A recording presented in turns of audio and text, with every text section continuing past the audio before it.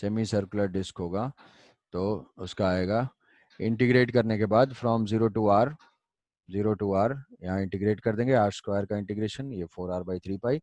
तो ये जो सेमी सर्कुलर डिस्क है उसका सेंटर ऑफ मास है ओरिजिन से 4r/3 पाई पे, 4r/3 पाई पे, 4r/3 पाई ये डिस्क है, सेंटर है यहाँ पे 4r/3 पाई। ये भी बिल्कुल याद रखना, 4r/3 पाई। दोनों केस में उधर 1 2 था, इधर 3 4 है। 2r/पाई और यहाँ पे 4r/3 पाई। तो ये डिस्क और इसके दो हो गए सेंटर ऑफ मास। समझ में आया?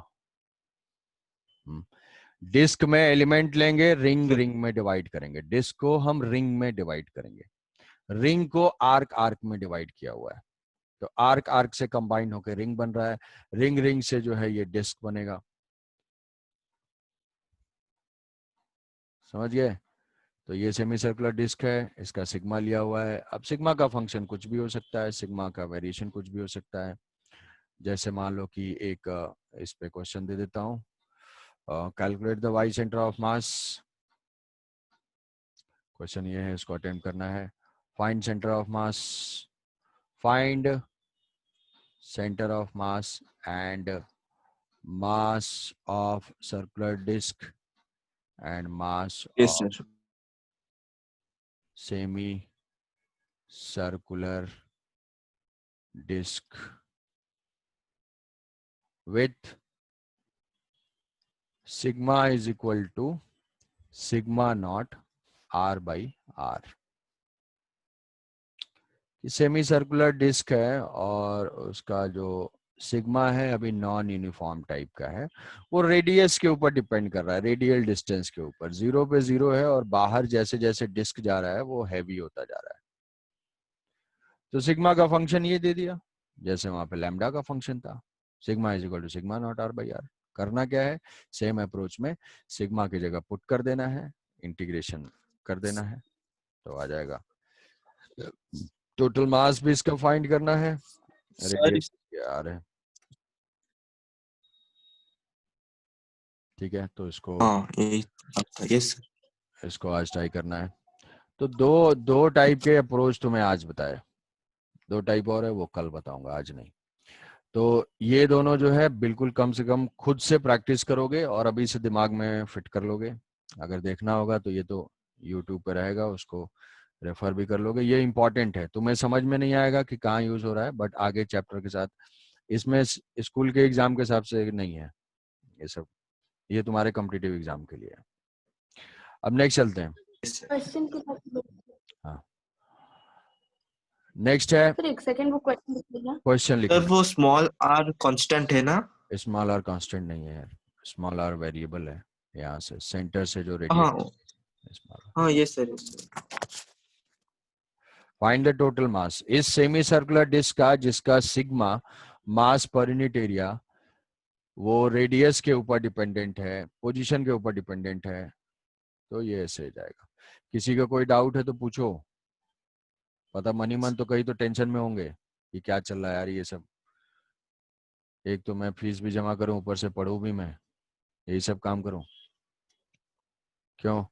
जो भी साइलेंट लोग हैं अगर कुछ पूछना चाहते हैं पूछ सकते हैं। ऐसे एलिमेंट लेना है, इस चीज को अडॉप्ट कर लेना है, ठीक है।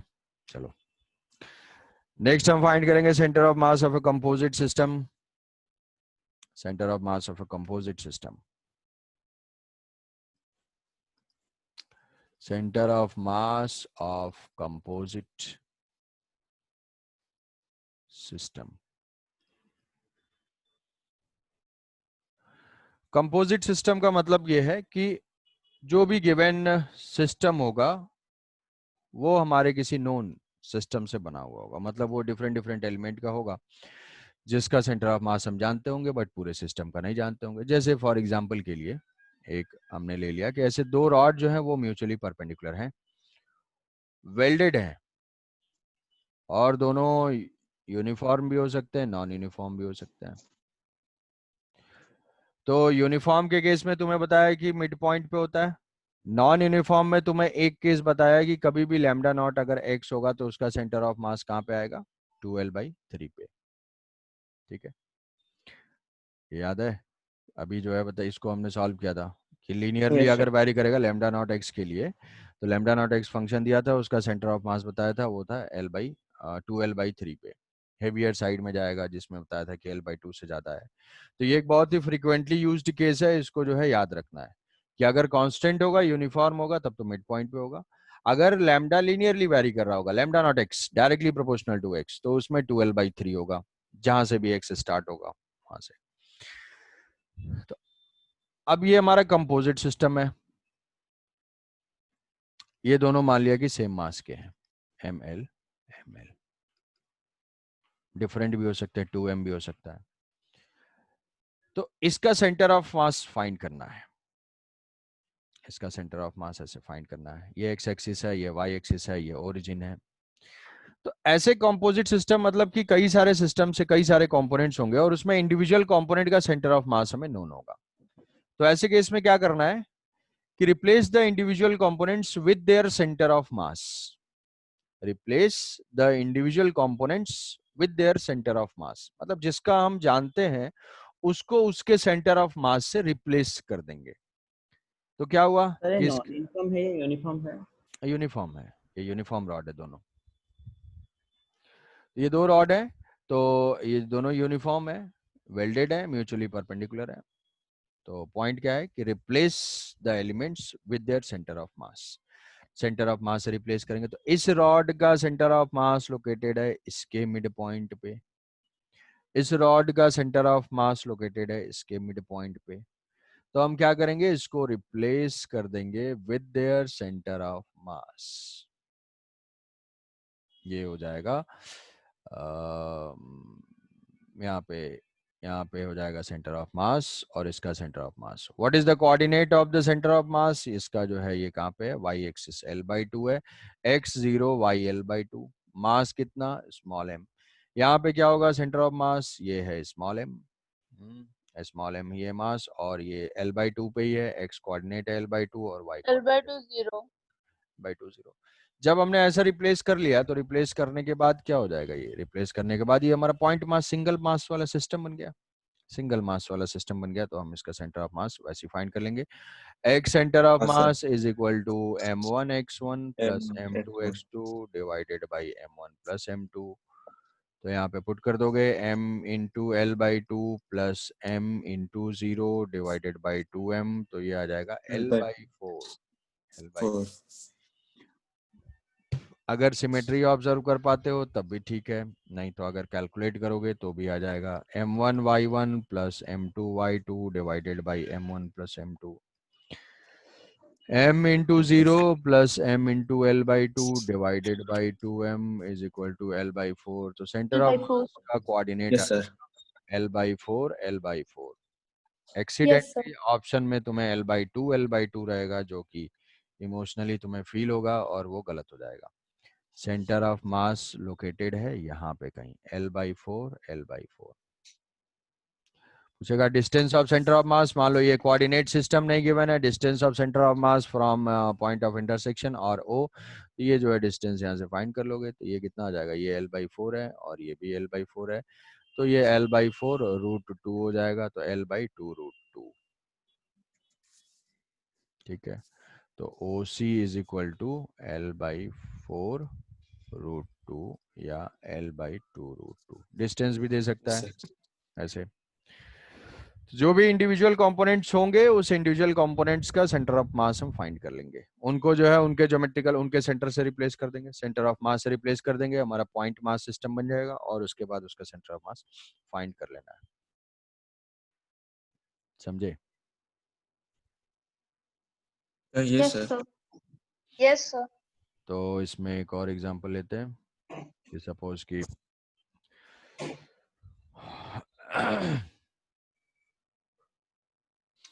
फाइंड सेंटर ऑफ मास, ये जो है KVPY में आया हुआ क्वेश्चन है, किसी साल में आया हुआ है, 2-3 साल पहले, कि ये जो है बेंड है, दो रॉड हैं और वो बेंड है थीटा डिग्री पे, यूनिफॉर्म है।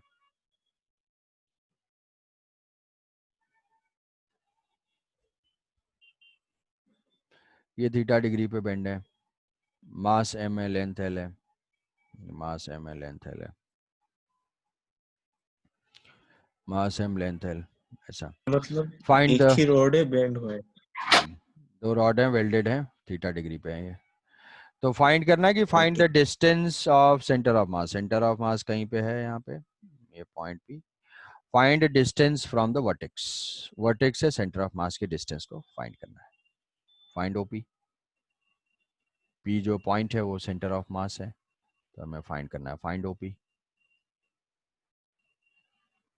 डिस्टेंस फाइंड करना है। तब ये क्या है, ये हमारा कंपोजिट सिस्टम है। कंपोजिट सिस्टम मतलब दो रॉड का सेंटर ऑफ मास हम जानते हैं और इंडिविजुअल का जो है फाइंड करना है, पूरे सिस्टम का फाइंड करना है।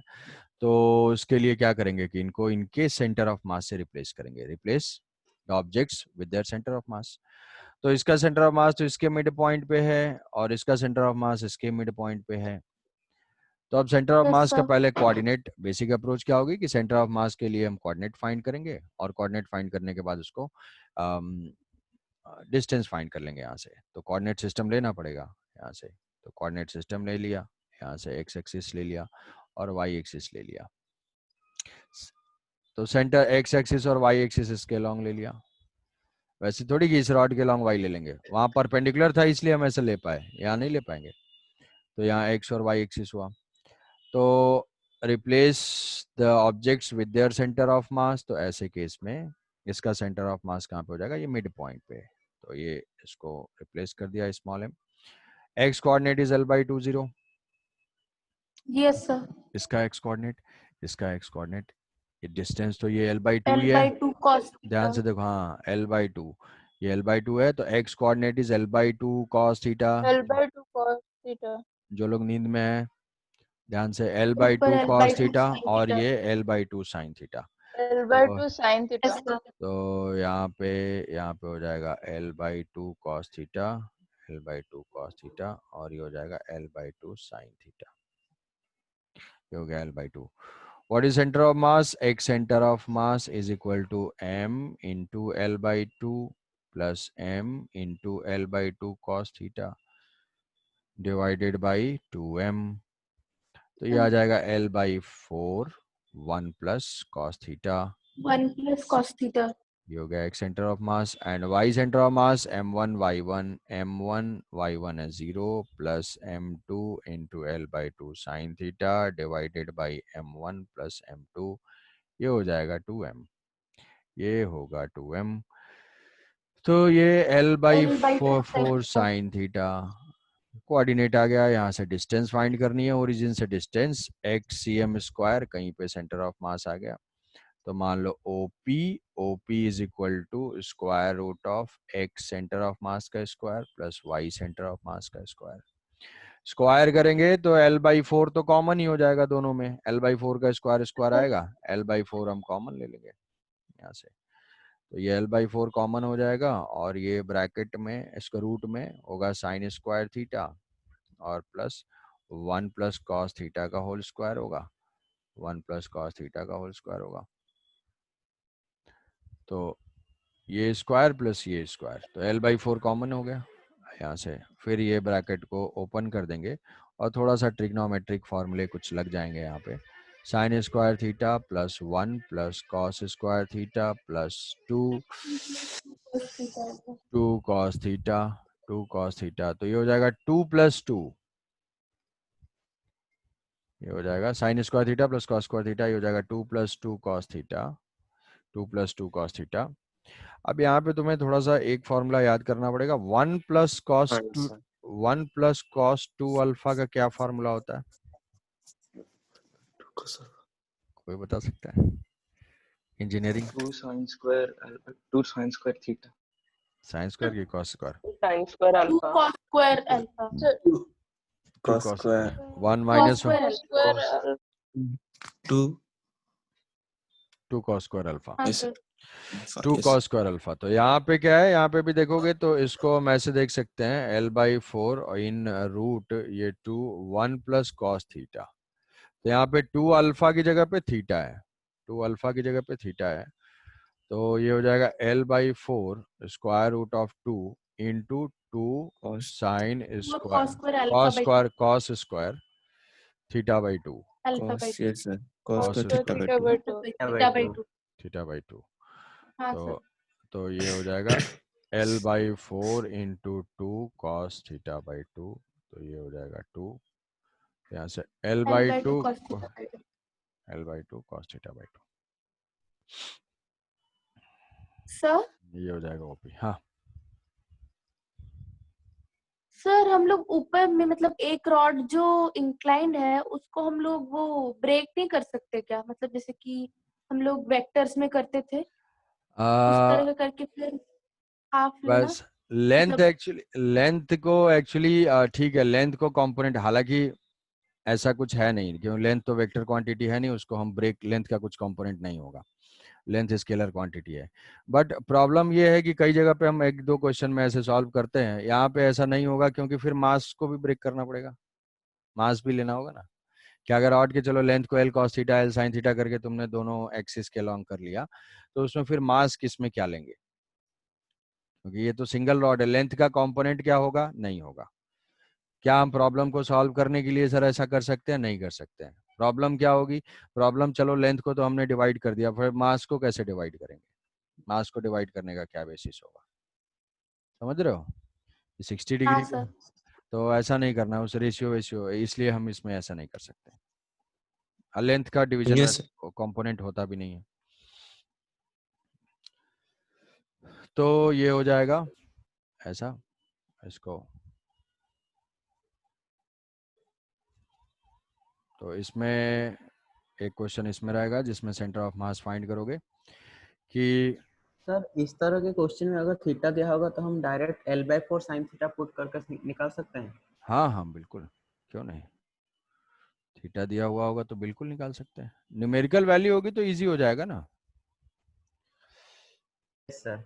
क्वेश्चन ये है कि ऐसे 3 जो है, ऐसे टाइल्स हैं, 3 जो 3 टाइल्स जो हैं, आइडेंटिकल टाइल्स हैं, वो यहाँ पे ऐसे प्लेस्ड हैं। इसको देखोगे तो ये एनसीईआरटी का सॉल्व एग्जांपल भी है, तो इसको करना है। 3 आइडेंटिकल टाइप के, हम ऐसे सोचते हैं कि 3 टाइल्स हैं और स्क्वायर प्लेट्स हैं, स्क्वायर प्लेट्स हैं, इनका डायमेंशन है ये, आइडेंटिकल है और ऐसे प्लेस्ड हैं, इनका मास सबका सेम सेम होगा और सबके डायमेंशन सेम सेम है, सारे स्क्वायर हैं, ए है ए। क्या अगर इंडिविजुअल टाइल्स होता, इंडिविजुअल प्लेट होता, तो उसका सेंटर ऑफ मास मुझे पता है, बिल्कुल पता है, कहाँ पे होता है, उसके ज्योमेट्रिकल सेंटर पे होता है, ठीक है। तो अब ये जो है एक कंपोजिट सिस्टम है, इसमें 3 कंपोनेंट्स हैं और वो तीनों कंपोनेंट्स का सेंटर ऑफ मास मुझे नोन है, तो बस इसका सेंटर ऑफ मास तुम्हें फाइंड करना है, x and y, find centre of mass. 3 square plates हैं, ये एक साथ कंबाइंड है, इनको एक और दे देता हूं कि सर्कुलर डिस्क है, सर्कुलर डिस्क, और ये एक स्क्वायर है,